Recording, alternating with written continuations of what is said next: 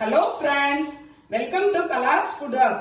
இன்னைக்கு நம்ம சேனல்ல சுவையான மாம்பழ கேசரி எப்படி செய்யறதுன்னு பார்க்கலாம். மாம்பழ கேசரி செய்யறதுக்கு அடுப்புல ஒரு அடிக்கணமான வடச்சட்டி வச்சிருக்கிறேன். ரவையை வறுக்கிறதுக்காக தேங்காய் எண்ணெய் ஊத்திக்கலாம். தேங்காய் எண்ணெயில ரவையை வறுத்தீங்கன்னா கேசரி நல்ல டேஸ்டா இருக்கும். ஒரு கிளாஸ் ரவை போட்டிருக்கிறேன். அடுப்பை சிம்ல வச்சு வறுத்துக்கலாம். அடுப்பை சிம்ல வச்சு ரவைய நல்லா வாசம் வர்ற மாதிரி வறுத்தாச்சு. அடுப்பை ஆஃப் பண்ணிடலாம். வறுத்த ரவைய ஒரு தட்டில் மாட்டி வச்சுக்கலாம். ரவை 1 கிளாஸ் எடுத்தேன், தண்ணி 2.5 கிளாஸ்.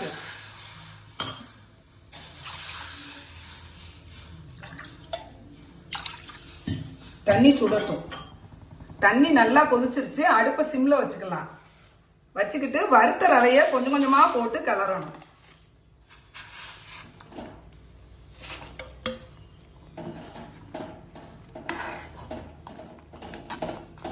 சிம்ல வச்சு கிளறி கொடுத்துக்கிட்டே இருக்கணும்.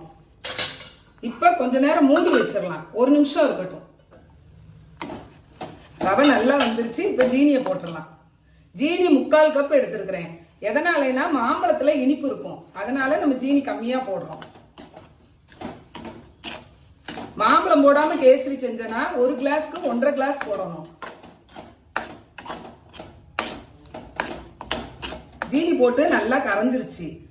1 கப் மாம்பழத்தை நல்லா கூலா மிக்சியில அரைச்சு வச்சிருக்கிறேன். இதையும் போட்டுக்கலாம்.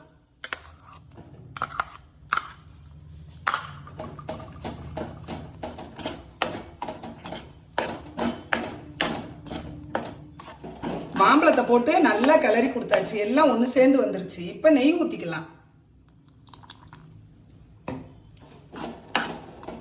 நல்லா கிளறி கொடுத்துக்கலாம். மாம்பழம் கொஞ்சம் பொடியா கட் பண்ணி வச்சிருக்கிறேன். இதையும் போட்டுக்கலாம். மாம்பழ கேசரிக்கு எப்பயுமே இனிப்பான மாம்பழம் எடுத்துக்கோங்க, ரொம்ப நல்லா இருக்கும். சீசன் முடியவுள்ளே இதே மாதிரி செஞ்சு குழந்தைங்களுக்கு கொடுங்க. குழந்தைங்க விரும்பி சாப்பிடுவாங்க.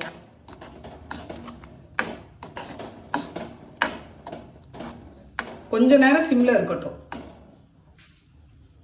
ஏலக்காய் தூள் பிஞ்சளவு போட்டா போதும். நெய்யில வறுத்த உடைச்ச முந்திரி பருப்பு, நெய் இன்னும் கொஞ்சம் ஊத்திக்கலாம்.